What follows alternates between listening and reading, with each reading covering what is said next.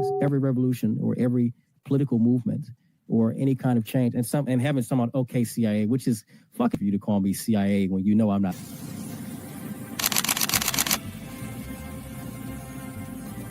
Everything was politicized. It was, oh, this is when we became the left versus the right. But both sides are trash. In COVID,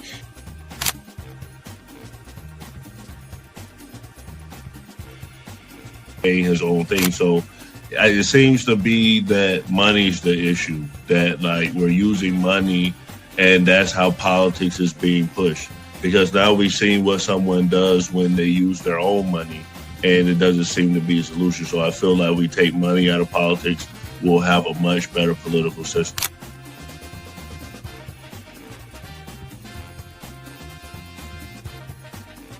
Politician, you think they're gonna come out and tell me the truth? They was lying to my mama. They ain't gonna never tell us.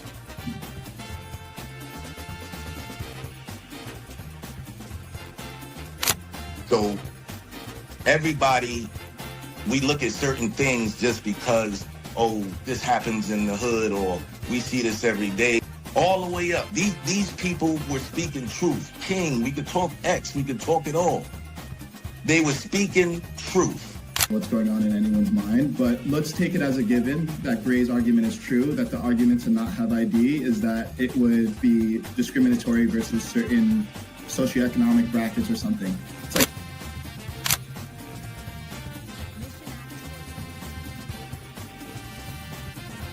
the world's greatest trial run of what people will do and what people won't do. And we are the only country on the planet that really fought against the government. A lot of it,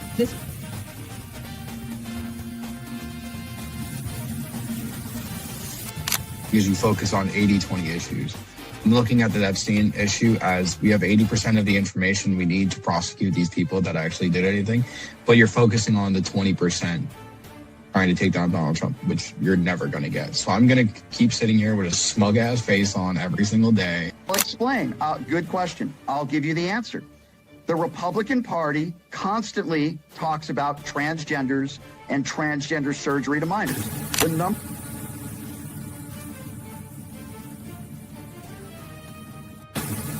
I'm mostly on the left ideologically, but I don't associate with the Democrats because they're not ideologically on the left. The Democrats are clowns, and they're also losers.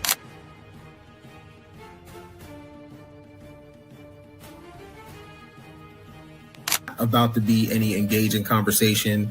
It's not about to be any discourse about different political ideologies, what works and what doesn't. If that is the outcome, right? For example, I'm not going to go and just put myself in the middle of a KKK rally. Verify me. I'm not a fucking Fed. They always do this. I'll say this, right? And they did the same thing to Nick.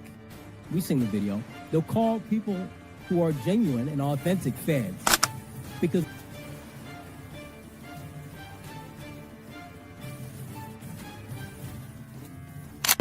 the interesting thing to me is that the ones that claim that they believe the Constitution are now trampling the Constitution. The ones that said they believed in the First Amendment, the freedom of speech, right, are now going against the freedom of leadership perspective.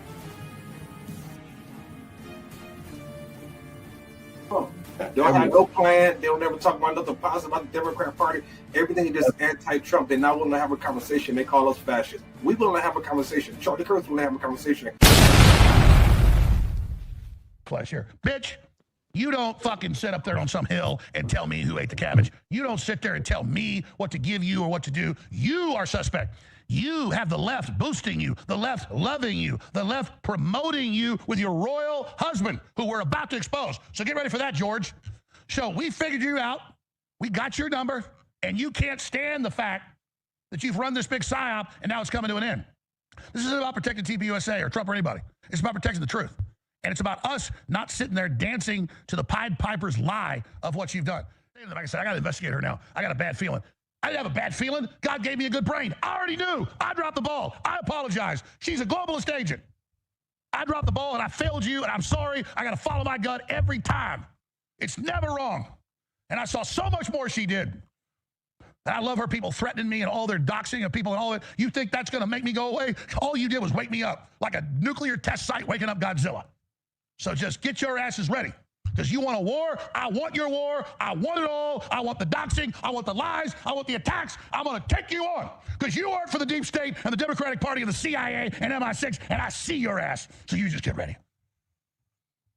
This ain't my first rodeo. And I've got to focus. I focus so much on the big players. I don't focus on the little foxes that spoil the grapes. That's about it. Go look at this. So I go spend days burrowing into this stuff and find out it's all a lie. And I come out and say, Candace, I think you're being lied to. You're a wonderful person. You've been set up by Mitch Snow. No, she hadn't been set up by Mitch Snow. No. She knows every damn bit of it's a lie. And then because I have integrity and I don't sit here and make stuff up, I'm now the devil. Oh, Alex Jones is with Lockheed Martin to get me. Lockheed Martin? What do I know about that? All I know is I'm banned on everything but X and Rumble, and you're boosted on Facebook and Instagram and YouTube to everybody. I remember when I first started waking up to you about 4, 5, 6 months ago, where it was, Kennedy was getting confirmed.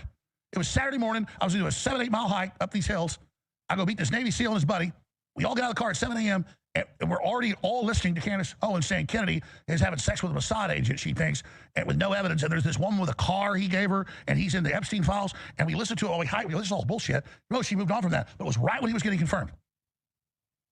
Her and her minions. But Candace Owens continues to make claims about Egyptian planes and then about hit teams in Fort Huachuca and 12 colonels. And this guy wanders in. They're planning the killing of Kirk. And this congressman's there. And Erica Kirk's there. And oh, Gray, you late to the party. There. And I spent good money getting the actual flight data, the professional data. Republican rumor right now. She's deep state. And I published it a couple weeks ago, 3 weeks, and say, hey, I'm worried here, Candace.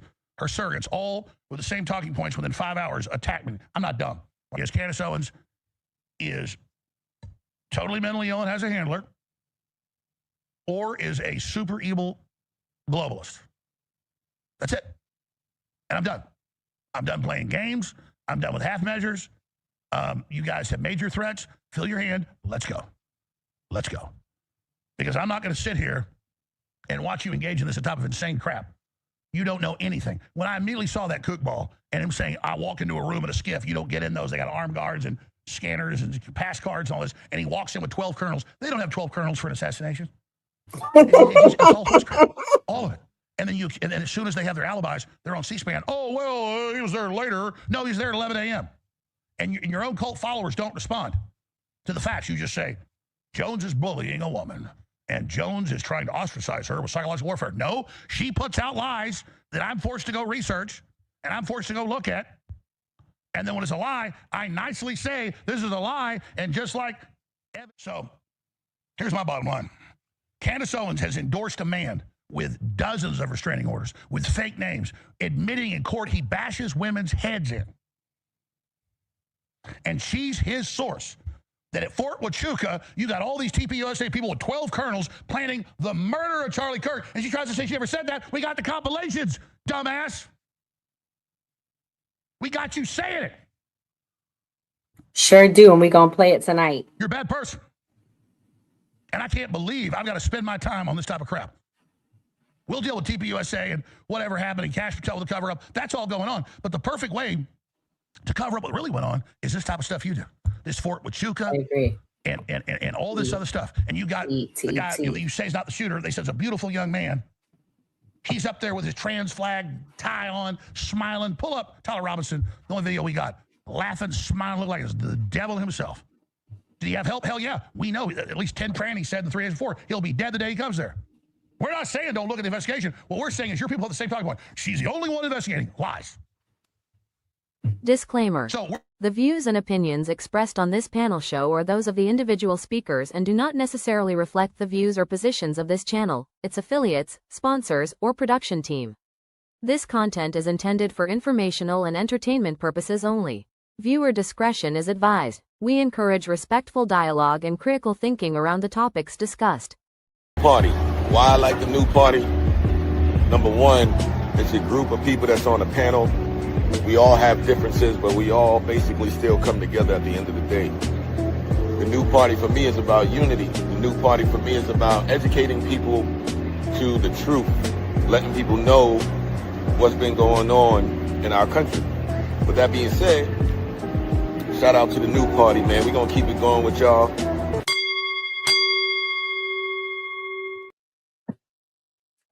Welcome to the new party. I'm Nora Christine. I'm Gray Mars. It's Mia.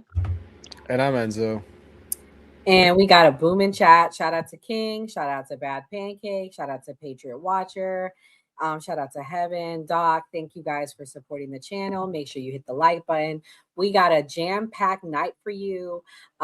Christmas night, we did a best of show. Y'all called me on the phone because the number was up.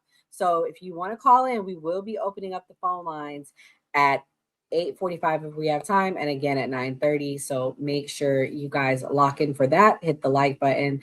But this was Alex Jones. Great. You said you're shocked that he's deep state. Shout out to Patriot Watcher.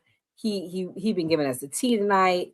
What did he say? He was explaining to you about why he's deep state and taught you something new. You late to the party. Did you not know that, Gray? I mean, to keep up with all the right-wing conspiracy theories would take, years and years and a lot of research. So, no, I didn't know that. What I know about Alex Jones is the Sandy Hook situation, and he was saying all this wild stuff, and that he got canceled. So, seeing him go at Candace, I feel like Candace kind of got canceled too. So, I'm kind of looking at this as like, okay, who's going to win in this? Like, or is there even is this even worth the fight? This whole right wing fiasco has been wild. Or do you love it? No, I don't. I think that we need, better discourse and just regular information, because people get really involved in this. People get emotionally involved. People get upset. People believe both sides. So I just brought up Sandy Hook. Sandy Hook's a perfect example. Those parents were hurt, and then now Alex Jones lost his business. So both people in that situation completely fell apart. That's probably what's going to end up happening in this situation. Well, let's just cut the Band-Aid off. He mentions that Candace backtracks a lot. I'm going to play that clip next and then get Enzo Mia in here. His burial. How come we haven't seen anything about his burial? We saw so much and then we saw nothing. And the reason that's like a big hush-hush secret is because Charlie had a Catholic funeral mass and he is buried in a Catholic cemetery. But pre the meeting with Erica, you repeatedly questioned why we weren't being told where Charlie Kirk is buried, or even if he has been buried yet. Did you get those answers? You have the wrong commentator who questioned that. I think that was Milo Yiannopoulos. You've never asked where Charlie's buried? Nope. But if this were on the left and somebody were accusing Charlie Kirk of his wife having murdered him, I assume that you would be talking about it. Is that what Candace is accusing Erica of? Yes. Of murdering her own husband? She's accusing TPUSA insiders and other members of the right wing, including Seth Dillon, of being involved in the murder of Charlie Kirk, yes. It's just, I don't even know how to respond to it because it just never happened. Realizing that nothing in Charlie's life was real. It's just something that keeps me up at night. Just nothing in his life was real. The assassination of Charlie Kirk was something akin to a regicide, right? The assassination of a king to install a new ruler who the king would have never approved of. It's so crazy. She has accused us of lying about Charlie wanting Erica to take over for him if he died. Never happened. And it just so happened that Charlie Kirk kept notebooks and diaries. He was so diligent that he wrote down his succession plan featuring who he wanted to take over for the organization in the event of his untimely death. Like, he just, in the third notebook, he was like, oh, and if I accidentally get shot on campus, here's what you should do. Call Erica. And then after you call Erica, come find this notebook. And if during this process of our imagination, common sense comes on and we're like, but wait, Charlie, wasn't he like a boy genius? He's a pretty bright kid. Wouldn't he have maybe formalized that succession plan outside of like a diary? But no, he wanted to put it in these notebooks. And then the plan was to guilt us, I think, to try to haunt us with the ghost of Charlie's notebooks that we're never going to be allowed to read, but we're supposed to accept that they most definitely read.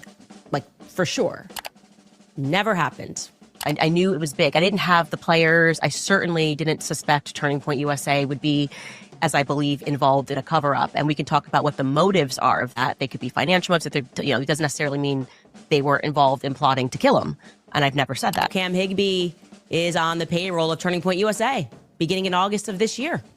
So in theory, Cam Higbee, who was laughing off the idea of an assassination attempt, is being paid by the very organization that just had its leader assassinated in broad daylight in front of the entire world. It doesn't necessarily mean they were involved in plotting to kill him. And I've never said that. I was in this aggrieved stage, and I really didn't poke my head up until weeks later when I could stop crying about it every second. Charlie Kirk, my friend, is dead. First, this is fantastic that Preborn is doing this. I just want to remind you guys about Pure Talk. Also reminding you guys about American financing. Also reminding you guys about GNO land. Also telling you guys about Just Thrive. You can head over to our website, CandaceOwens.com. You can sign up, buy yourself a hat. I'm not going to stop unless Erica Kirk asks me to stop. We were told that if we said stop, they would stop. And we said stop. And I'll say it again. Please stop. Please stop. Please stop lying. But as soon as she tells me what it is I've lied about, I will cease lying immediately. When does it stop, Enzo? When? Please stop. When does it? Okay, I'll say this. I am still questioning Charlie Kirk's death. Let me put that out there. But Candace, I'm sorry. You lost me. You fucking lost me with Mitch Snow. I don't understand how people haven't put 2 and 2 together already, that Candace is bullshitting through her teeth the entire time and now is backtracking when she forgets the internet is forever. These clips are out there. Literally, we just went through a fucking whole montage of this, of her backtracking on literally every little thing that she said. I just think it's hilarious that there are still people out there that take her at face value, that believe what she's saying, even with all of this that's come out. I just think Candace needs to honestly just shut up with the entire thing and just let it go. Let it go. You've lost the plot. There's nothing else you can say. And now her and Alex Jones are going at it. One crazy calling out the other crazy to drive entertainment because neither of them are credible at all. So this is just going to be fun watching this. Oh, man. Mia, are you still a Candace fan? Do you think she's gone off the deep end? What do you think? I think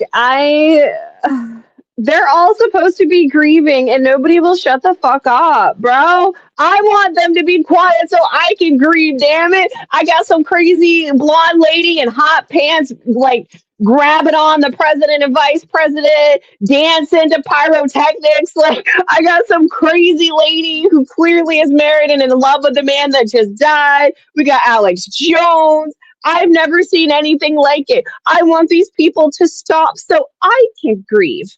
Because at this point in time, this is the craziest Three Stooges, Barnaby Brothers Ringling circus I've ever seen. This is TMZ and Zeus Network couldn't write this kind of dysfunction.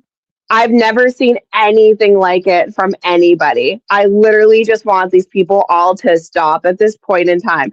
Everybody's supposed to be grieving. This man died 3 months ago, and I've done nothing but see memes of Erica Kirk in sequin hot pants, jumping jacks to pyrotechnics and swinging around. I literally want these people to relax. Who is raising anybody's kids? Alex has kids. Candace has kids. Allegedly, Erica Kirk has kids. Why aren't these people home and relaxing and enjoying some Christmas spirit with their families? I feel like they're haunting us. I want it all to stop. On dogs. I want it all to stop. It's ridiculous. Well, we get the far left. Well, I don't want to say far left. The left in here. King Jay, welcome back to the new party. You came on a very fun night. So what do you think about this whole Charlie Kirk, Candace Owens, Alex Jones, CPUSA drama? I mean, I never paid attention to any three of those individuals. I already knew Candace was crazy. We all knew Alex was crazy.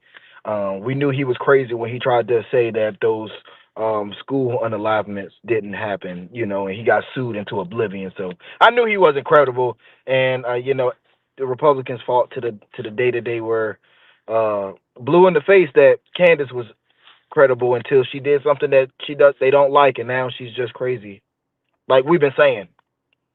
So, you know. Well, black folks been saying she's not. This is my thing, and this is what I stand on. Because if you've been with us from the beginning of the channel, I made content attacking Candace, and I said she's not loyal to anyone. She's not even loyal to her own people. And I'm not just talking about black people. I'm talking about her family. None of her family was at her wedding. And Jamaicans, we love our, like Caribbean people, we love our family. So the fact that she had no one at her wedding, to me, blew my mind. And I said, she's not loyal. Why y'all think she's going to be loyal to you? I 100% agree with that. But that's not the only thing going on. This is Hotep Jesus. He basically feels like this is like a deep state thing. We'll watch conspiracy on it.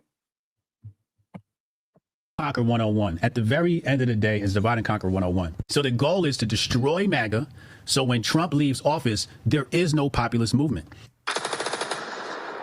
The other thing is too, when you operate as the upper class, what you want is chaos, because out of chaos comes order, and chaos creates confusion. So now what you have is pure confusion on the timeline. People are like, oh, I should follow Candace. Oh, I should follow Megan. And Megan's right. And oh, wait, no, Patrick Bet David. And oh, you're getting $7,000 and you're $7,000. So now it comes to the point where if you criticize the left a few years back, you are a Russian bot.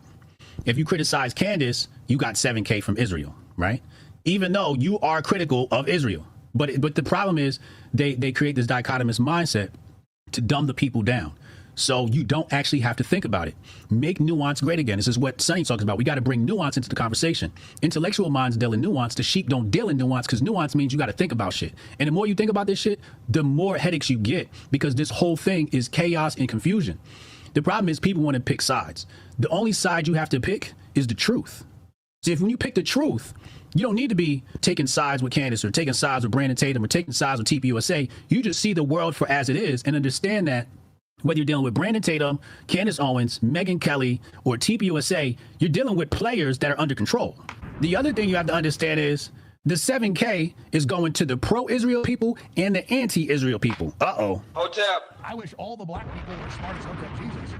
And I wish all the white people were as smart as Hotep Jesus. And I wish all the Hispanics were as smart as Hotep Jesus. Because that guy, he really gets it. He knows how to boil it down. You see what I'm saying? Adam Weishaupt said, when the people need a leader, we'll give them one. When was the last time y'all seen Alex Jones go viral? You haven't. Because they've replaced him. They've replaced Alex Jones and put him in Candace Owens' shadow. Hotep, you're a genius. HotepJesus.com. First, they tried to cancel Alex Jones. Then they canceled him again. Then they tried to take his studio. Then they tried to ruin his life. None of that worked. So what they do, they recommissioned Candace from pro-Israel and moved it to anti-Israel, aka conspiracy theory Twitter. And now the people follow Candace because Candace is more palatable. Candace is a black white girl. She's a black girl that talks white. You can care how you want to feel about that statement, but it is what it is, okay? So she's got three things that work for her. Number one, she's a woman. Number two, she's an attractive woman. Number three, she is a black woman on the right wing, challenging status quo, which makes her an anomaly. These are the things that bring allure. And people go, wow, she's so great, because they've never seen anything like it. Not realizing they put her there knowing all of this. The question you got to ask yourself is, who is she working for? Is she working for the Vatican, MI6, Mossad, or CIA? We don't know. So here I am, the centrist, saying, Candace is full of shit, right? And people go, you got 7K. I'm like, Israel full of shit too. This is the problem. There is no nuance. Here's the play. Israel's full of shit. Candace is full of shit. Brandon Tatum's full of shit. The Hodge twins is full of shit. All these motherfuckers are full of shit. The Congress is full of shit. They're all full of shit. So here you are following one of these people thinking you're right. Meanwhile, you just following a pack of shit because you're married to idols. You're not married to the truth. If you was married to the truth, you'd be in Hotepistan with us. The problem is the people don't even know where to find the truth because the people. Okay, Mr. Gray. What do you think about what he said? Is there truth to what he's saying? Is she being paid for? MI6, it was connected with the British. She's married to British royalty. What do you think? I won't delve into the conspiracies because, I can't fact check that and, we'll be here all day. I will agree with him that Candace Owens was a frontier of Republican, being a black Republican and being able to talk about conservative politics. I don't think I would have ever gotten this if Candace would have done it first. Been way more risky. But you know, as far as what he's saying is that it's being orchestrated to break MAGA apart. I think MAGA was already completely involved with conspiracy theories and already had people that they listen to.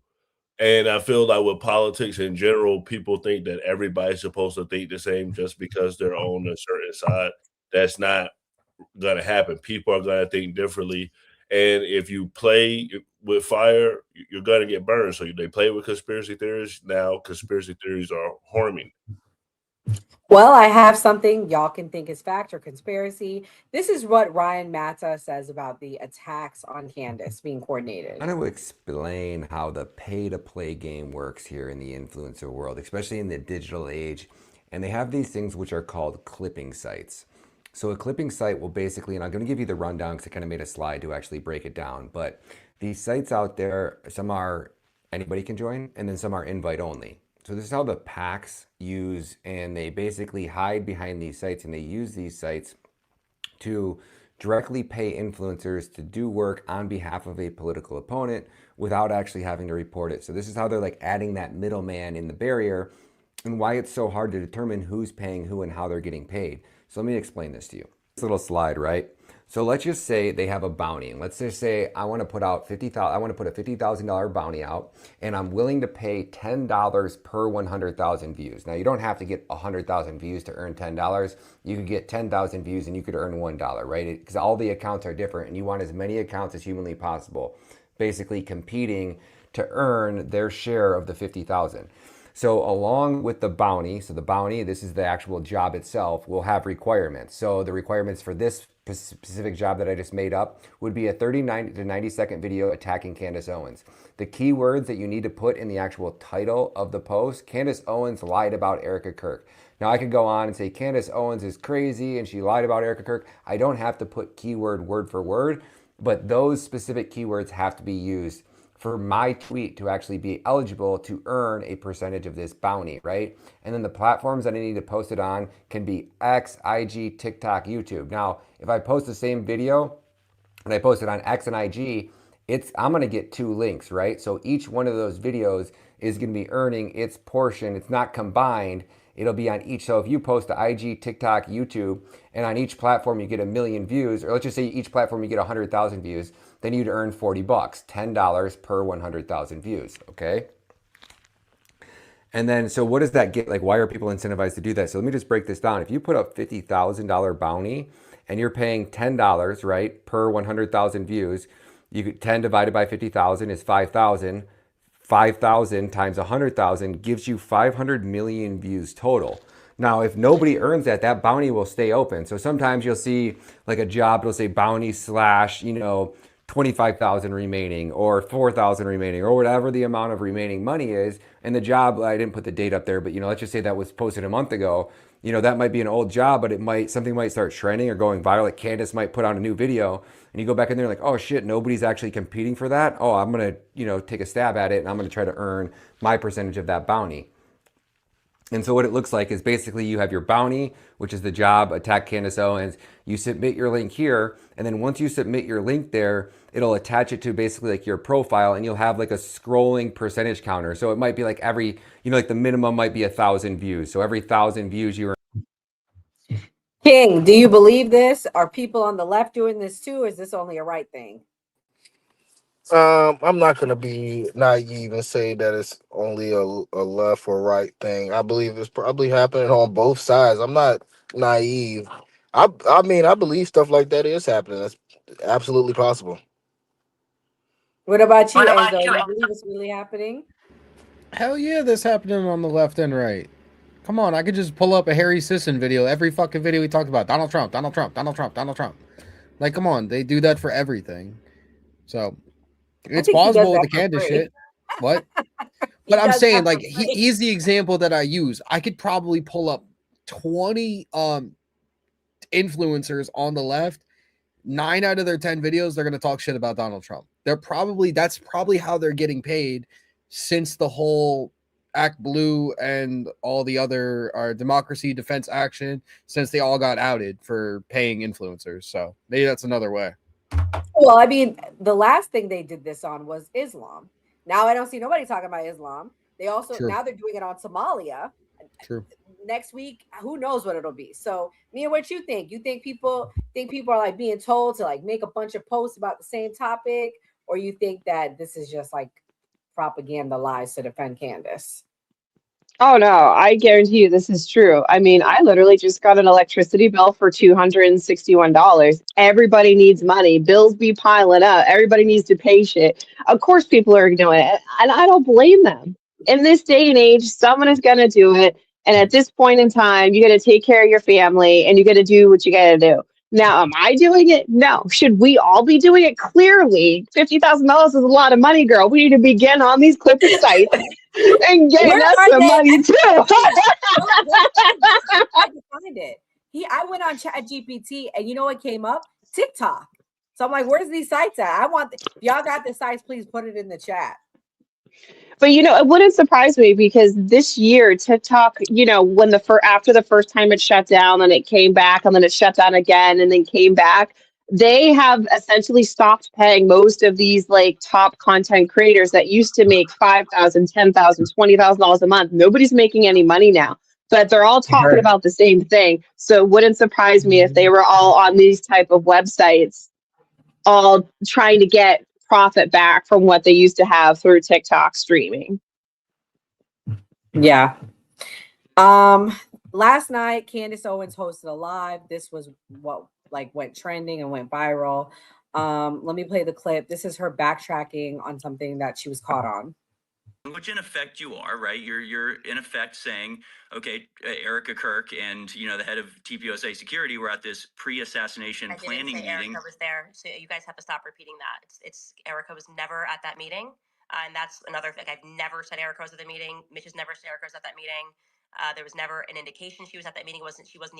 He did not see her on September 9th. It was Brian Harpole who was at that meeting.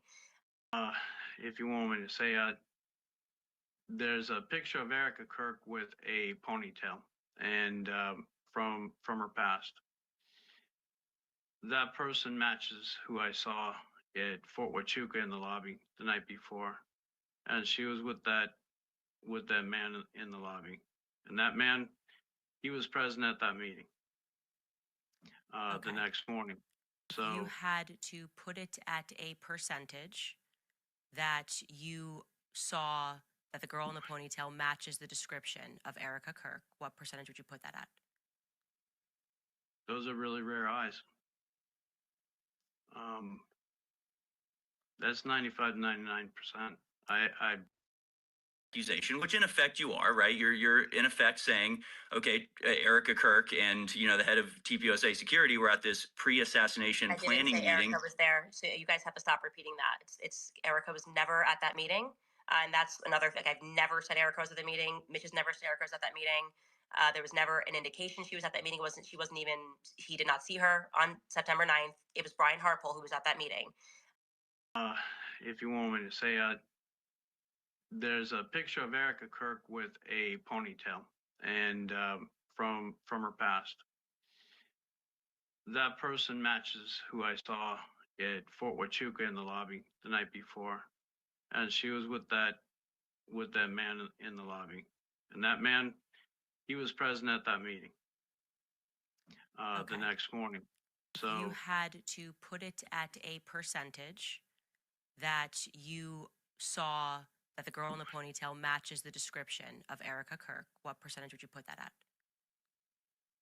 those are really rare eyes.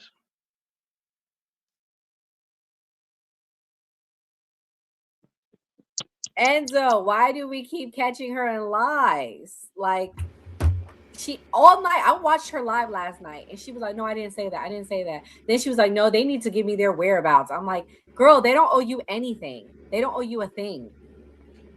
This is what I've been thinking about since the first clip of her getting called out on Piers Morgan and all the other ones, right? I don't know when these clips are from because I don't keep up with Candace like that, but obviously the one from last night, it's kind of funny after she has the conversation with Erica that she's changing her tune now. If some of those clips are that they called her out for saying something. It's kind of funny that now after she sits down, she's changing her whole tune and saying, I never said that. I never said that. After she probably, I'm going to assume at this point, Erica clarified things or said this or that, or said, you keep saying this is going to happen, defamation, whatever the hell it is. I don't know, maybe something like that, or that she has no new material and she got proven wrong on the sources that she had before from other ways. So who really knows? Candace is a kook who wants money, and she's been doing I'm going to give you the names next week if you tune into my show for 3 months now. So I agree. Kamal, welcome.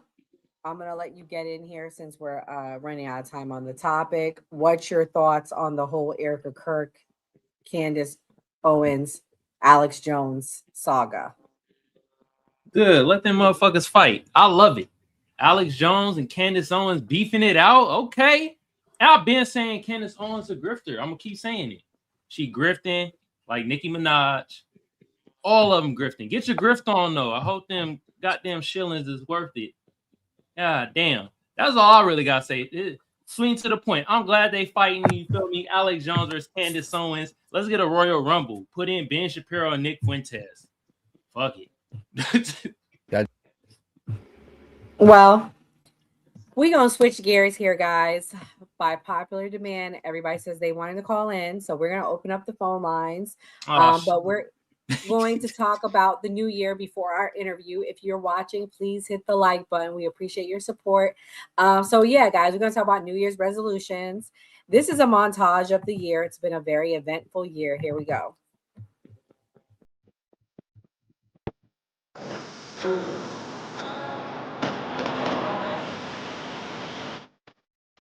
Three Israeli hostages have come home after over 470 days of captivity. I got like 9 million more than anybody else had ever gotten. They said we lost. And because of that, I said to Melania, what do you think? And she said, you want to do this again? An Army Black Hawk helicopter and an American Airlines passenger jet collided about 9 o'clock this evening.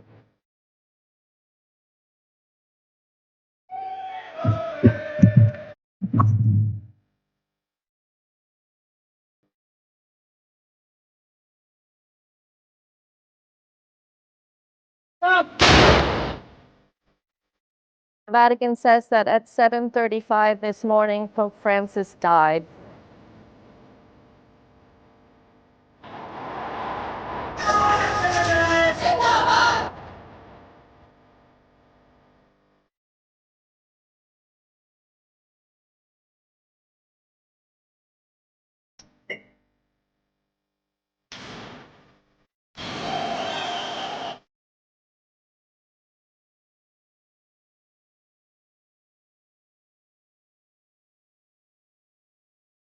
Standing on the banks of the Guadalupe River, the site of some of the worst damage to come from the floods that ripped through this area on July 4th.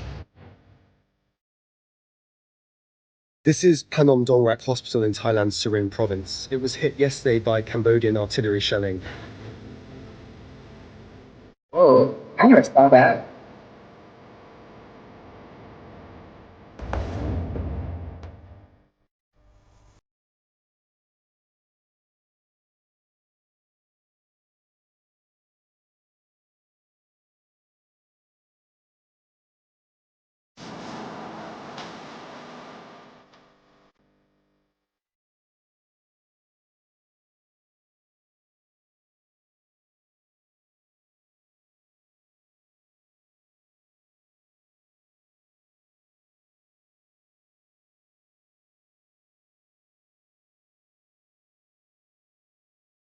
So Donald Trump, since I know you're watching, turn the volume up.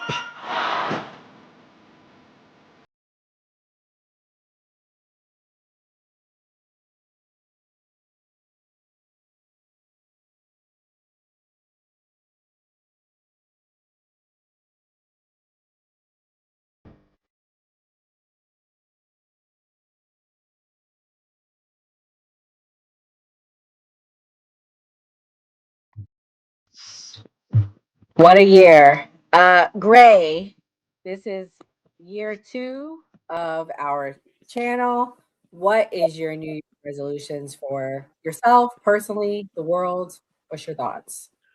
Stay positive, stay focused, get money.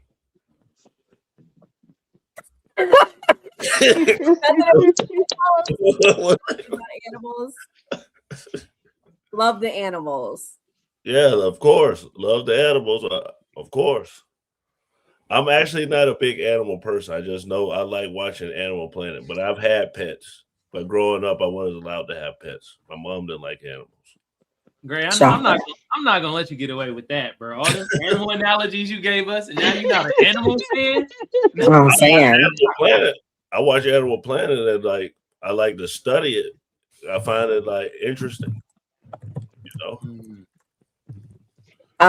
Mia, you're the next longest on the team. What is your 2026 resolutions for yourself, the world, the US, whatever you like? So it's gonna be a new year, same bitch. I will still have the smoke for everybody, maybe even more smoke at this point in time. I no longer work night shift, which means I am sleeping all night and I have more energy during the day. So everybody better be prepared because I'm gonna have all of the smoke for everybody, regardless of what side of the aisle you are on. Everybody's getting called out next year. I do not care, regardless.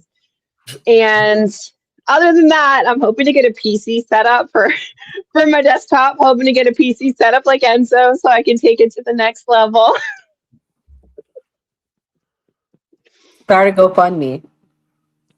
I need Enzo to do it because he had a little good successful crowdfunding thing. All I did was just say, hey, a couple times on live, I have a GoFundMe if anybody wants to donate to it. You don't have to, but this is to get a new PC.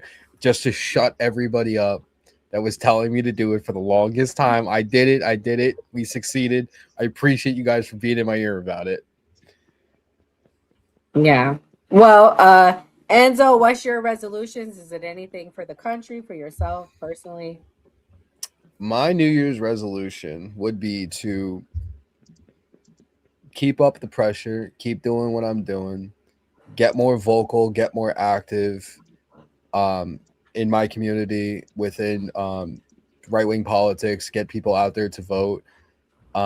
That's what we need to be doing on the right, is getting people out there in the special elections, midterms, and not just leaving it up to presidential elections. That's my goal this year, is to keep growing my channel the way that I'm doing on TikTok and get more vocal in the Republican space to get people out there to actually pay attention to all these things going on.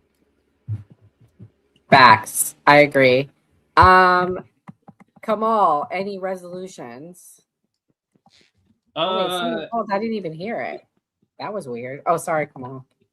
No, it's all good. He had a new party shirt on.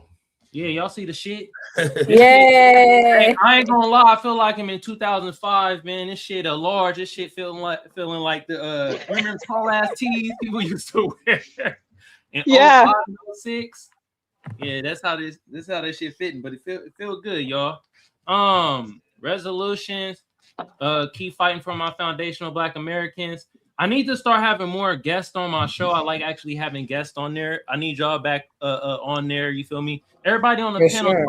I need y'all to come onto the show too. You feel me? I need to start going on other panels too when I be on these TikToks, because I be in the audience most of the time. I need to go up there and start like really talking though, because some people be dumb as hell. You feel me? You are welcome all day to roast my chat. Oh, for anytime. Come up and roast the chat. Hey, should I tone it down on roasting the chat though? Should I let them live a little bit next year? What y'all think? No. All the smoke. Okay. Yeah, y'all hear that, chat? First, I'm gonna start out with David. You said that's ghetto logic. That sounded racist, motherfucker. I saw you in the chat as soon as I started talking. That's ghetto logic. Shut your jabroni ass up. Anyway, we gotta go to some left-leaning events for the new party. That's another resolution. You feel me? Because we've been to plenty of right-leaning events. Gotta go to a couple left because the point of the new party is to bring all thoughts and shit together. I'm not a Democrat nor a Republican. I'm a Black American policy that's gonna help us out. That's who I'm for. But I noticed that it's a lot more right-leaning events. Hopefully in 2026 we could go to a couple so Gray don't feel left out. You feel me? Well, I feel like I was gonna say I feel like leftists, like the Liberal Party, are so broke they don't have like big parties. Like TPUSA, like had this like massive bash. I mean, do they have any? Do they do anything? Because they seem brokey. The DNC is very broke. So I mean, what do they actually have going on? They got. I mean, they're like filing bankruptcy. They got the cardboard signs. That's what they got. We got some things in the works. We have things in the works. King, what are the left events? Are there any besides Unf America? We got some. I would say I'm not tracking anything nationally, but I got some things coming up soon for myself that I am planning on. Okay. Maybe you can invite Gray to go up there. King, they left leaning though. Yeah, I've been talking to Skeptic and talking to Casso. We're trying to get some things in the woodwork, so stay tuned for that. So far as like locally in my area. Okay, for sure. King, what's your resolutions for yourself, the country, the world? We stepping on the gas this year. 2026, we stepping on the gas. I'm keeping my foot on these motherfuckers' necks. Not gonna let up. Not gonna let up at all. The pressure wasn't there. You know, I got busy with school and everything. Yeah, Black educated young man getting ready to get into his master's this summer. But I definitely got time to step on some motherfucking necks all the way through 2026. And I'm with my boy Gray. It's all about the money too. So we're gonna get this money too. Oh, hold on. Since y'all talk about the money, I do have to say this. Cash reparations, motherfuckers, and the anti-Black hate crime bill. I'm still fighting for that. I've been fighting for that for shit. I done lost count how many years I've been fighting for that. But I will say that every goddamn year. That will always be my resolution. Always. Oh man. I'm gonna be saying for another 50 years. I mean, they got the money. I mean, they got the money. I did the math when it came to the Somali fraud. I mean, all FBAs could have cost $600 out of that Somali fraud. I mean, they clearly got the money. They just don't want to pay nobody. I'm just saying though. They said we wasn't gonna get out of slavery. Well, look at us now. You feel me? They said we wasn't gonna get civil rights. You feel me? Even though that helped out fucking everybody. Hold on. Getting a call. 1 second. Hello.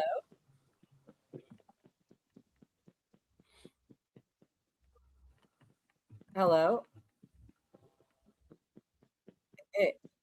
Okay, 1 second, RJ. Let me share you on the screen.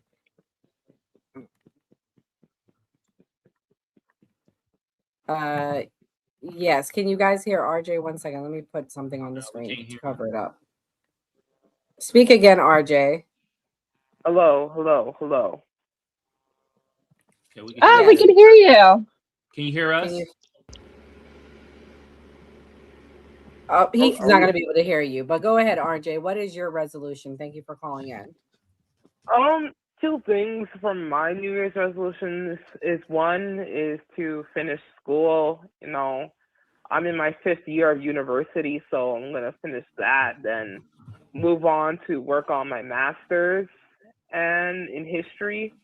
And then the second is simply get closer to God, you know. That's another thing. That's all I want. Oh, that's a nice resolution, and we appreciate all your support, RJ. Congratulations, another educated young Black Canadian man, because RJs are from Canada. So you and King will have lots of celebrations, hopefully in 2026 when you guys get those degrees. So yes, and KK is right. Big W getting closer to God. Anybody have anything they want to say to RJ? Happy New Year's, RJ. Yes, Happy New Year. Keep your foot on their motherfucking necks. Don't let up. Oh my God. I appreciate you, my Canadian brother, man. You feel me? Send my regards Can you to guys Drake, hear me? brother. Yes. They said Happy New Year. They said keep your foot on their necks, and they appreciate you. But thank you for calling in, RJ, and stay watching us in 2026. You're welcome, you guys. Happy New Year. Take care. Happy New Year. Yeah. Okay, guys. Well, if anybody else wants to call in, we'll open up the phone lines at the end of the night. But we're going to switch gears here because our guest is here, and we're just not going to waste any time. So, guys, I was very lucky to meet this young man, and he opened my eyes up to something very tragic that's about to happen in Florida, the environmental scandal that they're trying to bury. So, without further ado, let's welcome Carlos Camacho. Where's the sounds, Kamal? Got to pull up the sounds to the show. Oh, which one y'all want? The air horns? Y'all Yeah, want the air horns. The air horns, yes. Good evening, everyone. What's good, Good bro? evening. How you doing? So Carlos, we're very excited to have you. We at the New Party, we believe in putting stories out there that many people don't know that affect all Americans, not left, not right. So I'm so grateful to have met you through this. Before we get into into you talking and us asking you questions, I'm going to familiarize you guys with the case back, I think it was the 90s, very similar to what's about to go down. Erin Brockovich. In the movie Erin Brockovich, Julia Roberts played the tough and relentless paralegal who brought PG&E, Pacific Gas and Electric, to its knees. One memorable scene, Brockovich fighting PG&E lawyers to compensate her clients, the residents of Hinckley, California. I want you to think real hard about what your spine is worth, Mr. Walker. Or what you might expect someone to pay you for your uterus, Miss Sanchez. Then you take out your calculator and you multiply that number by 100. Anything less than that is a waste of our time.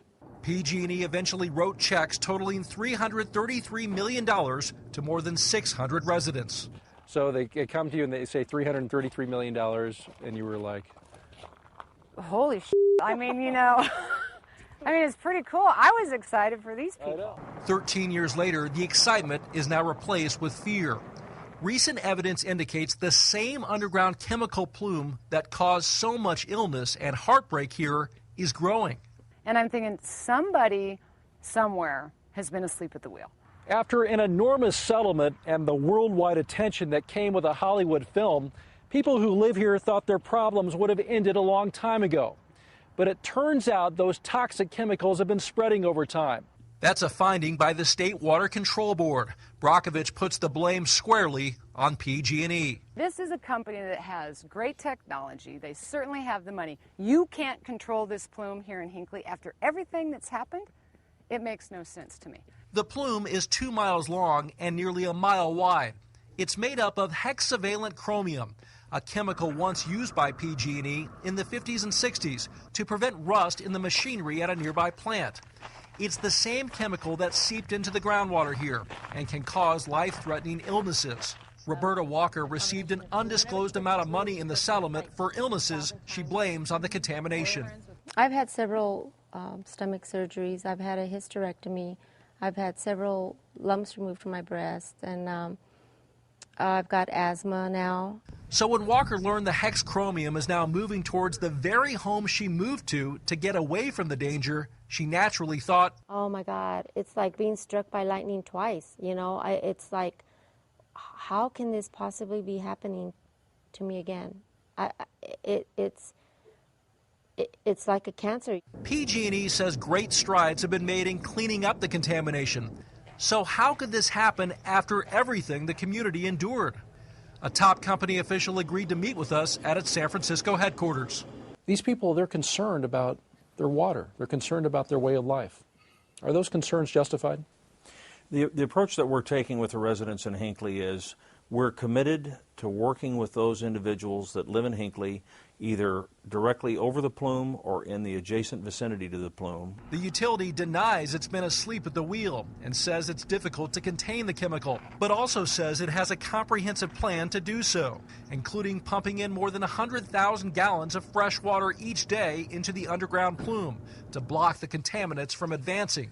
It says the water quality on or near the plume meets safety guidelines set by the state of California. But with growing unrest, not to mention bad PR, the utility, as of last week, took the momentous step of offering to buy all the properties of those affected.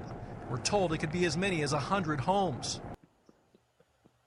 So, Carlos, when we first talked about this, you kept saying this is like Aaron Brockovich. Can you briefly tell us why you see that comparison and how you found out about what's happening, and just give a high overview of what we're talking about with the ship? Yeah, so to be completely transparent and blunt, I've never been an environmentalist or anything from the start. Never really dipped into it. I only started learning about this as we uncovered more reasons why the ship shouldn't be sunk. They started out as a preservation effort to save the ship because she's nationally historic. However, as we were dipping into her 1952 paint schedules and all the different documents that were pertaining to the long history of the ship, we found that there was a substance in there called zinc chromate that was coated over the ship. The zinc chromate itself is a well-known product used through the 30s to the 50s by the Navy and other marine engineers to coat vessels internally and externally to go against corrosion, particularly with salt water. Now, and that being said, this particular vessel was over heavily used with zinc chromate because the designer wanted to preserve the vessel so well, which is why it's been preserved for 75 years. And that being said, we ended up coming across testing samples and found out that within the testing samples themselves, there was a high volume done by York Analytic. And we have those documents where the volume was measured in parts per billion. Typically, they measure parts per million in this product. If to give you reference, the EPA threshold is only 50 parts per million that's allowed. The WHO is only 100 parts per million. To give you reference with the hexavalent chromium itself, the measurement that came back in this as a solid state was 4,500,000 parts per billion. That is like an atomic bomb within this. It's 5 to 6 orders higher magnitude than the EPA and WHO standards, and it's something that they're willingly and actively going to be putting into the Gulf National Seafood Supply. What they're trying to do is sink the ship for an artificial reef. They're trying to promote diving and tourism. As many people might know, your skin is your largest organ. You'll uptake this in your skin. Anybody diving on it, it'll go into the fish population. It gets into the reproductive organs, everything else. You're just hearing the young lady talk in the Aaron Brockovich video about how she had to go through all these different surgeries and everything else. This stuff is deadly. It is the deadliest carcinogen in man. When this gets into the reproductive systems, into your body, cancers, all kinds of different things come from this. It is some wicked, wicked stuff. And in the case of PSG, they had this in a liquid form where they were flushing it through the pipes. And what they were doing was they were discharging it into the soil in order to, coat the inside of the pipes that they were coating. They did this for decades. Nobody knew about it. What happened was it went into the well water, because the whole area in Hinckley was well water. People were eating it, drinking it, showering in it, the works. They moved the people 6 miles plus out. A lot of people thought it was a well story that was, happy ending at the end of the day. Aaron Brockovich actually went recently, I believe it was 2023, don't quote me exactly on it. She went back to the site, and, nearly 30 years later, this hexavalent chromium has moved its way through the water column 6+ miles out and reaffected the population. So this is highly mobile in the water. And now when you talk about going from a contained environment in a situation like Hinckley to now the open Gulf currents, which are warm currents, you're talking about a leaching situation.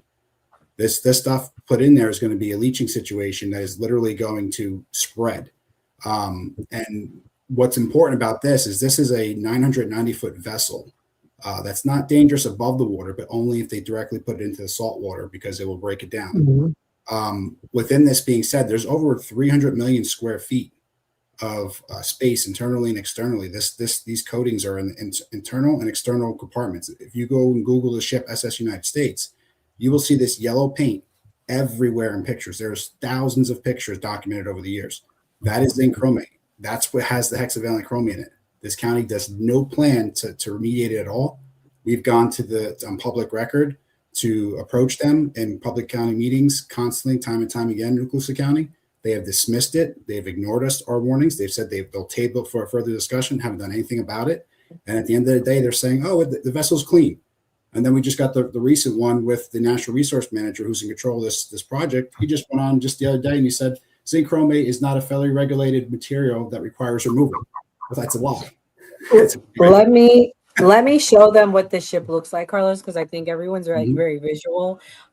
This is a news story about it. The United States is sitting in Mobile Bay. You've got crews working to make it environmentally safe before the ship becomes a reef off the coast of Florida. Yeah, but not everyone is happy with the plans to sink the ship. Some are calling it a needless destruction. Our Claudia Nichols has been following this story. Claudia, legal action is being taken to preserve the ship. Yeah, that's right, Lenise and Cameron. A nonprofit called the New York Coalition to Save the SS United States filed a petition to say no to reefing and return the ship to her birthplace in New York. Along with filing a federal complaint, they also sent a letter to the President of the United States urging him to take executive action and allow the U.S. to purchase the ship for public use.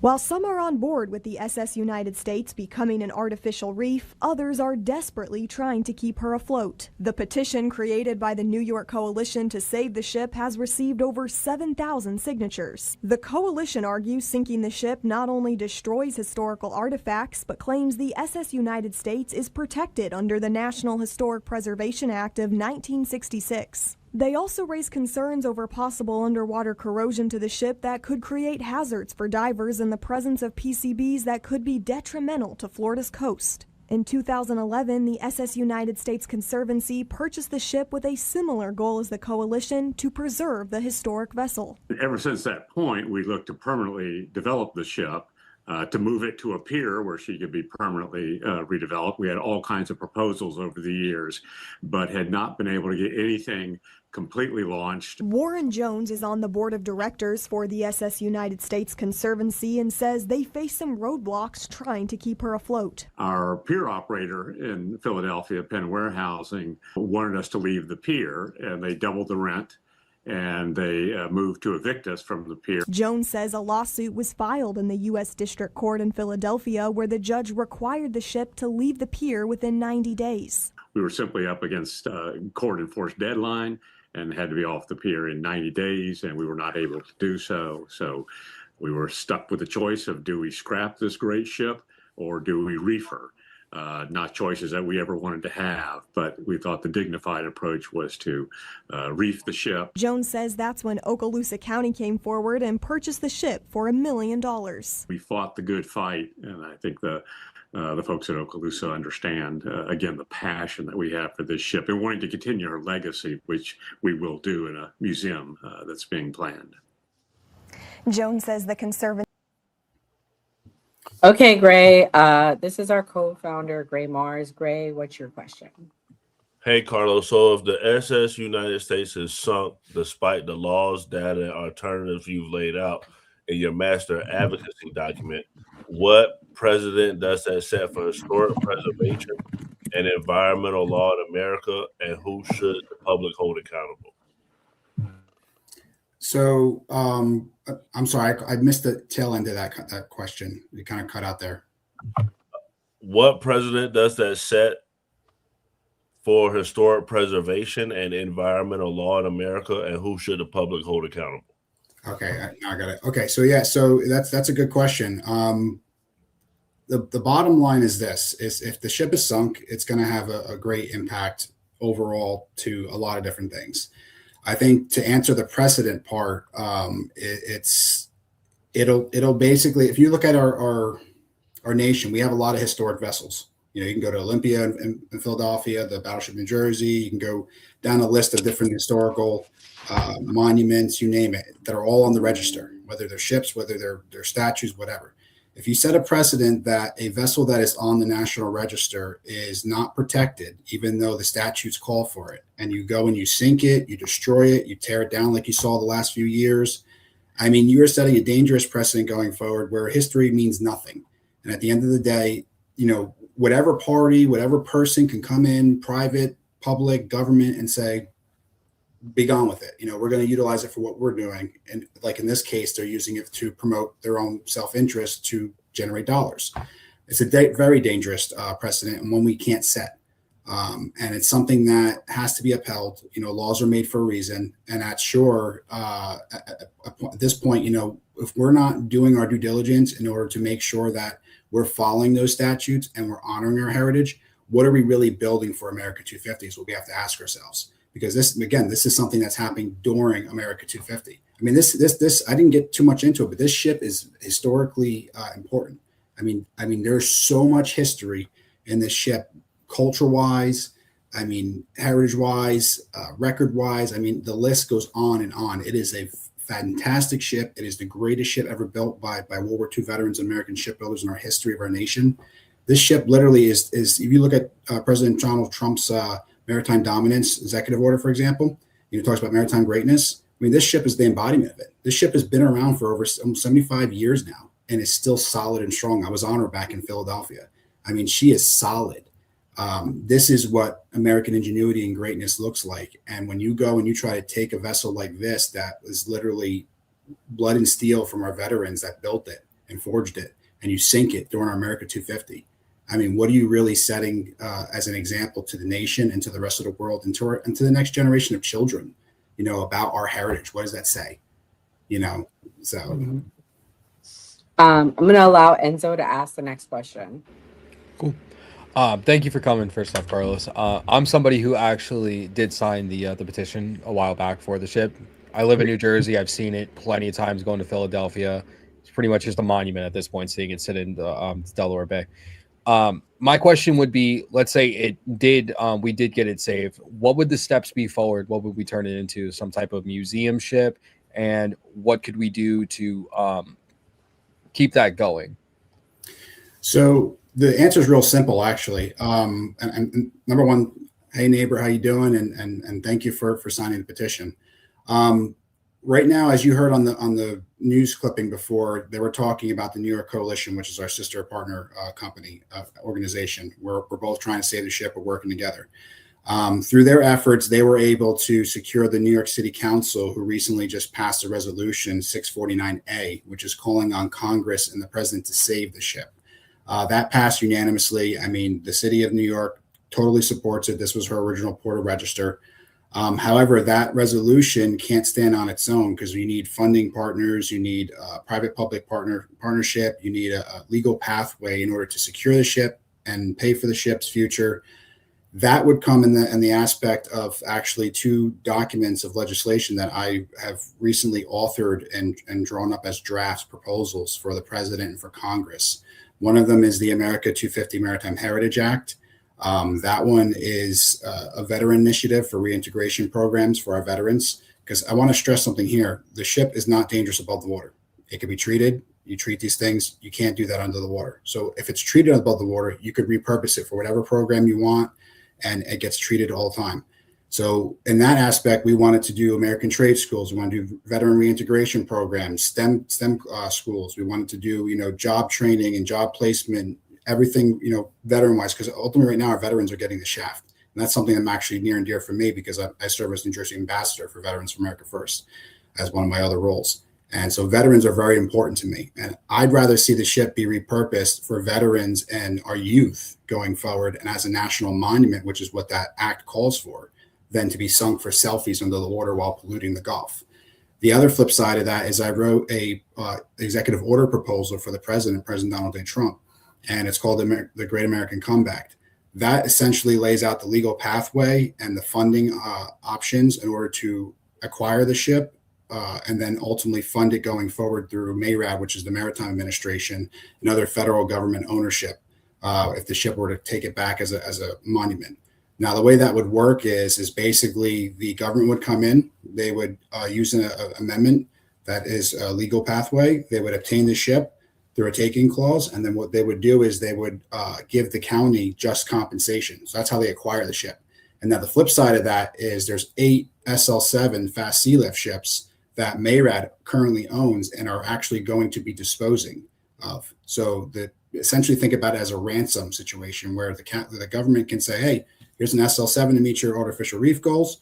We want our first lady back, and we're gonna make her a monument, and we're gonna do these programs for our veterans, et cetera, et cetera. It's a win-win for everybody. They're not exploring that option. And the best part is it nearly costs nothing for anybody. I mean, if you look at the money that's going across overseas and all these other different programs stuff, why can't we do something for our veterans? Let's just be honest. It's like it's a drop in the bucket. You talk about $300 million roughly for the government, and through private-public partnerships. I mean, that's what America 250 is about. That's what preservation is about. That's what we should be doing, not for 1%, literally 1% that dives of the population. So, Kamal, did you think of a question? I ain't gonna lie, this shit sounded like Chinese to me. I kind of get it, but the ship turns and stuff like that. Man, if it help out the veterans, man, I'm all for it. I do have a question. Was that area on the East Coast, the PG&E, the story over there? Is that what the? That was so it's actually interesting. There's a couple different situations you got to deal with. That situation was Hinckley, California. So that was out west. There's also, if you heard about the Flint, Michigan situation, which was devastating, that's another thing that was lead based. That is another devastating issue where, the public health safety was at risk. You could take that, you could take BP, which was in the Gulf of Mexico at the time. I mean, this has been time and time again where regulatory agencies don't act and they're not following the total protocols. People who are permitting to do certain things aren't following the regulations. And so, I mean, you're talking, this kind of stuff happens everywhere, West Coast, East Coast, North, South. I mean, it's happening common all the time, and it needs to be addressed. Yeah, because the PG&E thing, I thought, because I was getting confused, because the ship is over on the East Coast, right? So it was originally in Philadelphia as of a few months ago. As of March, she arrived in Mobile, Alabama, is where she currently is actively being taken apart in order to be sunk. They've already removed her funnels and everything else. And they're getting ready to deploy as early as February, they're saying, which is putting us up against a wall. Yeah, so this is a serious thing. And I just want to say one quick thing on this is that, for anybody, whether you're, left, right, red, blue, this is a bipartisan issue first and foremost. But what I want to say is the fallout from this, if this happens, is going to 100% target the Republican Party and any MAGA, MAHA, America First agenda. Because when you think about it, if our Gulf seafood gets contaminated, guess what? We're going to China. We're going overseas to other different countries to get food to come in. So there goes America First out the window. Make America healthy again. Guess what? Now all of a sudden you have all this chronic sickness going around, and literally every American across at the dinner tables. Well, there goes MAHA, MAGA. Guess what? The president, the movement, the Republican Party. Look what they did. Don't touch them in the polls, et cetera, et cetera, et cetera. I mean, this is a silent attack, and people need to wake up. This and this is coming from a red county, by the way. Lucas County, Florida is a red county. Very red, extremely red. So think about the media perspective that this is going to have, and what the Democrats will use. I try not to make it a partisan issue, but this is ultimately going to affect everyone on a bipartisan level. Okay, I do have one more question, and then this shit ain't turning to Chinese, it's turning to English now. So you're saying that if this ship is sunken, the story that we saw with the PG&E stuff in Northern California, because I know about PG&E, that's why I was confused a little bit. That would happen if the ship is sunken, correct? Yes. Okay. Because essentially what it is the zinc chromate I spoke about. Mm-hmm. There's literally 53,000 tons of this on there. It equivalates to almost like 9,000 gallons of paint. This stuff is chemically bonded into the steel. So this stuff is going to go in the water. It's not going to be taken off. You can't superficially take it off the surface like they're claiming they're doing. You have to literally abrasively get this off, chemically burn it off. I mean, there's a lot of different processes to remove this stuff. They're not doing it. They're operating under a small budget. To give you a reference, they used $10.1 million of tax tourism dollars in order to fund this, by the way, to destroy National Register property. Yeah, that's bed tax that they're using to destroy National Register property and pollute the Gulf. Only 7.228 million of that is actually going to deployment towing, and remediation. That's nowhere near sufficient. Have you guys ever heard of the USS Oriskany, for example, the Great Carrier Reef in the Gulf? No, somebody was talking about it. And So that was, to make it short, that was a Navy project back in 2003 to 2006. It was a 4-year project. It turned out to be, and they had started out roughly around $8 to $10 million for the budgeted project. And again, this is from the Navy. EPA came in, Florida Fish and Wildlife came in. They said, no, you can't do this. You got to get rid of these chromates on here. You got to get rid of this, PCBs. By the time they were done, it was a $22 million project, and 4 years later. This county's trying to do this in 1 year of getting the vessel with half that budget. So you tell me who's cutting corners. So, and this vessel has twice the amount of the zinc chromate on there. Carlos, is there anything that we can do as constituents to help you in your cause? Yeah, I mean, there's a lot. First and foremost, we do have an active case in the courts. We're trying to go. We are a grassroots root movement. We assembled because of this. So if anybody would like to help donate, sign a petition, you can go to www.ssuspreservationfoundation.com. You can sign our petition. You can sign our donate if to help with our. Wait! You said it too fast. Can you write it in the chat and I'll put it in the. I know I'm so quick. You know me. Yeah. So I'll put that in the chat there. But yeah, if you could do that, that's first and foremost. Write your constituents. Call your congressmen, your senators. If you have a connection somehow, some way to President Trump or someone in your cabinet, and you have a position of influence on your podcast, wherever, spread the word, because we have 2 months. Otherwise, this is irreversible. You're a 990-foot vessel, 53,000 tons getting dropped in the Gulf, and that's it. It's done. You're not pulling it out. So I'm writing that in there right now.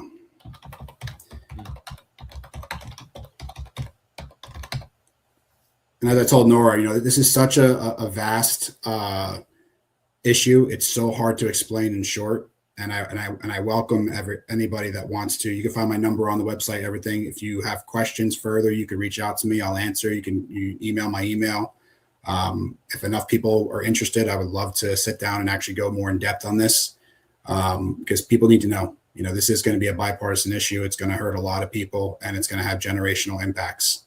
And if you're a Republican and conservative movement, this is 100% going to impact us going forward. And especially anybody like myself or anyone else who's going to run as candidates later on, they will not touch us. We will be forever branded with this, and that's going to be a serious situation. Carlos, before you leave, I wanted to ask you, so they were saying that the making it into a museum is not financially possible. And they were also saying that they were going to turn it to a reef to make it the largest man-made reef.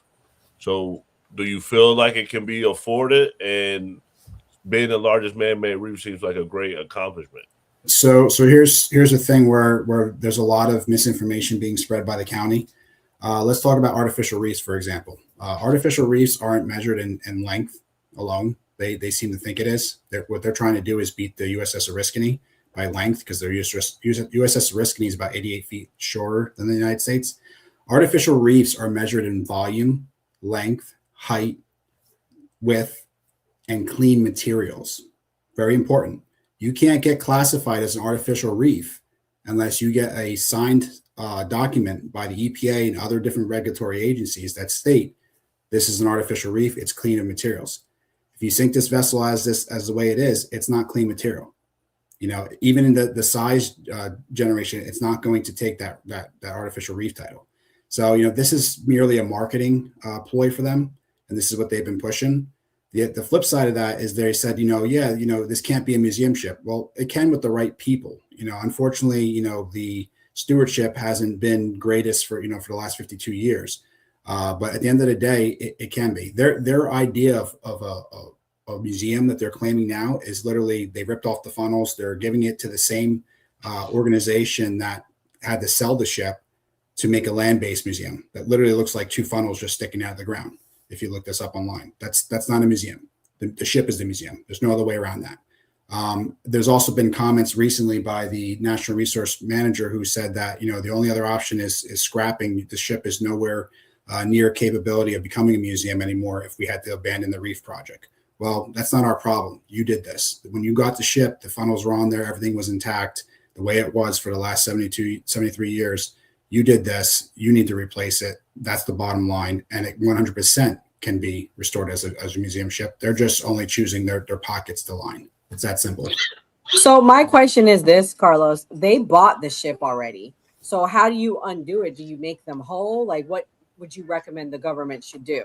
So, like I was saying with that EO that I proposed, that is a legal pathway along with the America 250 Maritime Heritage Act and the resolution 649 that the New York City Council had put through to the president and Congress. If all three of those are used together and they can get to Congress and the president, what happens is they enact those things, they put those programs into play, they the president signs off on that EO, and then ultimately what happens is they exercise their lawful right, which they're allowed to do by the constitutional law, by the president, and then he would trade the SL7 I was mentioning, which would give the county their safer version of a vessel to actually meet the reef goals and just compensation. This way, they're compensated for whatever materials they may have remediated up to date. And, so everybody wins as this. We get the ship back, and then you get private-public partnerships. So, I mean, that's, I think having the New York City Council support right now, I mean, that's huge. That's a government entity, stating that we want to save the ship. While many might say it's symbolic, and that's all it is, it's actually more powerful than you think. So I think that's something that this administration and others need to really think about. And we need to really think about, what are we really going to be remembered by for America 250? Polluting the Gulf and destroying a national heritage icon? Or are we going to do something that's going to really last another 250 years in memory? I agree. Well, Carlos, we appreciate you coming. I'm going to let you do your closing thoughts and tell us more about the website before you close out. Yeah, so I know I kind of talked fast before. It's www.ssus, you spell out preservationfoundation.com. If you go there, you'll find a history there. There's a great video on the homepage. You can learn a lot about the ship, tells the whole history of the ship, very educational. It'll really indicate why this vessel is significant. And at the end of the day, we'll keep you updated with other things that are going on. And you'll also find other different bits of it. There's actually I'm trying to look at it right now. So if you go to the one section, which is interesting, and I haven't updated this yet, but there's called. You want me to share the screen? Sure. So Echoes of Legacy is a project that I'm going to start putting together with stories. I've collected the stories and whatnot on that tab. There's a lot of interesting stories. One of those stories is from a United States Merchant Marine friend of mine whose father served on the ship. In that being said, it is tragic when you hear a story like that and what a county like this wants to do. So check out the Echoes of Legacy format. Because it's important, because this is one last thing, is that this ship is the symbolic flagship of the United States Merchant Marine. This is the same academy that President Trump is actively revitalizing at Kings Point, New York. I mean, think about what that'll make him look like if they sink their flagship. Not to mention they're a federal entity that's not allowed to speak. They can't speak out on this. Captain Sean Tutorial's story is fascinating. Definitely check it out. That's a picture right there that you just looked at, and there's a plaque for it. This ship is literally woven into the fabric of their academy. I mean, the history is rich. That's his father right there. I mean, it's heartbreaking to and this is one of hundreds of stories. And I have to put more up on there, but I mean, it's devastating. It's really, really devastating because we don't honor our heritage. And, we decide that we don't honor protecting our waterways. To give you context real quick, lastly, is that, if anybody's been to the West Coast, the RMS Queen Mary that's out there, they call it the ghost ship that everybody goes to. That's the ship that this vessel, the United States, stole the transatlantic speed record from in 1952 and has held it since. She beat that ship by 10 hours in both directions, crushed her. And yet we lift up England's queen on our 250th and destroy our first lady. I mean, that says enough in itself. I mean, we're literally honoring all these foreign vessels that are foreign flagged, and we're just not taking care of our own. I mean, and then poison our Gulf. It's terrible. For sure. Carlos, we definitely appreciate you coming. We definitely want to bring you back to keep us posted on this. This is like a really interesting, important topic that we'll definitely be following. I'm going to pull you back, but stay backstage, and we're going to do our closing thoughts as a team. Enzo, what's your closing thoughts? You're muted. You're muted. Oops. All right, my bad. I muted on both. Okay, so my closing thoughts are this was a very good episode. Carlos, thank you for coming. Candace Owens and Alex Jones, I think this is like another psyop type thing, like the Tucker Carlson and Nick Fuentes beef, or Candace is just running out of money and Alex Jones got to pay his legal fees for the whole Sandy Hook thing. So who really knows what that is? This is just distraction that they just want to put out there, because you got the one that's mainstream, it's all on X, it's all on TikTok, it's everywhere else, and then you got the crazies that go to Rumble and go watch Alex Jones. This will blow over in like 2 weeks that these guys are beefing. So who really gives a shit about them? Damn. Now who cares? Come on, what's your closing thoughts? Man, Enzo, you got a point, man. Shit. Alex Jones with them legal fees, and Candace Owens, I keep telling y'all she grifting, but get your grift on, I guess, man. Carlos, I appreciate you coming on here and explaining what the hell is going on with the ship and everything, and explained it to like you explained to a 5-year-old, because at first I did not know what you were talking about, but once you explained it, I understand this is like a big deal. I appreciate you coming on, letting us know about this. Shout out to everybody on the panel, from Gray, who don't like animals no more. Dora, I appreciate you. You feel me? Enzo, appreciate you. Maybe one day I'll come up on the panel and roast your chat. You feel me? Shout out to King and Mia. Shout out to you too. Y'all was on here earlier. I know I came on late. I had some other obligations I had to handle real quick. Shout out to everybody in the chat. I appreciate y'all. Hope y'all have some good resolutions. You feel me? Unless you're a jackass that was in the chat. That Danny, bruh. You feel me? And Eric, you right, bruh. You right. Because in San Diego Imperial Beach, it'd be stinking over there. That sewer is terrible over there. I didn't know you couldn't surf over there no more, but Eric is right in the chat, man. It is very bad over there. And especially when you get closer to the border, it get terrible over there. The stinkiness, man. It just be terrible. You feel me? But shout out to Eric for that. You feel me? And you still a motherfucker. I saw you in the chat talking shit. I appreciate you though, bro. Anyway, I got the new party pinned to the top of my chat. Y'all click on the link, sub to the channel, hit the notification bell so you know when they go live. If you want to come over to on my side, Kamal Johnson Network, hit your bird with a sub. Also hit that notification bell so you know when I go live. Resolutions, man. Be about it. Don't be no little hoe about it. That's what I gotta say. You feel me? Into 2026, we're gonna find some left-leaning events to go to. I would not let Mia say y'all broke and don't got no goddamn money. And we might set some shit up our damn self. We'll have some lemonade out there for Don Lemonade. He probably come out, you feel me? And we're gonna have who else in the DNC? We're gonna have like 31 wigs for Joy Reid. She gonna come back. We're gonna most definitely have Roland Martin. We have some butter biscuits for you. You feel me? We're gonna get it popping. And Gray, we gotta have an animal analogy before we go out the new year, bro. We gotta have at least one. Oh God, Gray. Thank you, Carlos, for coming. As far as the Candace Owens, Alex Jones beef, I mean, you never know what to have on your bingo card with right-wing influencers. It's basically turned into entertainment, and it's entertaining to do the podcast to talk about this. So all this stuff we'll keep track of. As far as Carlos with the ship, I just watched the Titan documentary. We covered this on here.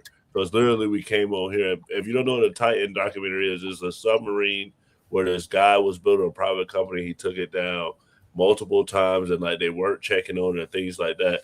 So that's scary to me, going out on the water and things not being checked. So I think it's good that someone's talking about the environment and someone's actually taking a look at vehicles that's on the water. Kamal, as far as the animal analogy, I don't know if you heard this one, but it was a frog that it was a scorpion that went to a frog, and the scorpion asked the frog, "Can you take me over the river?" And then the frog says no, because as soon as I take you over the river, you're gonna sting me in the back. And then the scorpion says, "No, no, I promise I won't sting you in the back." So the frog takes the deal, and then the frog and the scorpion are halfway across the river, and then the frog yells, "Ah!" and feels a sting in his back and says, "Why did you sting me? Now we both shall drown." And the scorpion's reply was, "Sorry, it's just in my nature." Like we always tell a new party, always vote. He used a Trump analogy. Anyways, guys, 2026 is going to be the best year yet. The best is yet to come. Happy early New Year's. Happy New Year's to everybody. Come back tomorrow night. We will be doing the best of the Man Cave show. The topic will be one of our top shows. We broke 100,000 views that night. It was about Charlie Kirk. And then Thursday night's best of will be about MAGA censorship. That was our next best show of the year. We broke 60,000 views that night. So it's been a very successful year. I owe it all to our team: Enzo, Kamal, Mia, Skeptic, Ray, Mr. Rippy, 85, Ken, Graham. Am I forgetting anybody? I feel like I am. Doc. Thank you guys for the phenomenal year that we've had. Let's make it another 2 million views, because we're at 2.2 million views. So don't discount the small little guys. We are getting there. Hopefully next year we will have 1 million subs. We're gonna do it big. We're gonna do it big. We almost reached our goal. So if you guys please could hit that notification bell or that subscribe bell. We are almost to 10,000. That was our goal for the year. We are almost there. We're at 8,000. So if you're not already subscribed, please hit that subscribe bell. We still got one more day. Maybe tonight, this week, or the last 24 hours will get us there. But we appreciate you. And also, we have IRL content coming. Kamal should know this. We are doing a meetup as a team. So more to come on that. We will have IRL content for you. But anyways, like we always say on the new party, always vote. God bless. And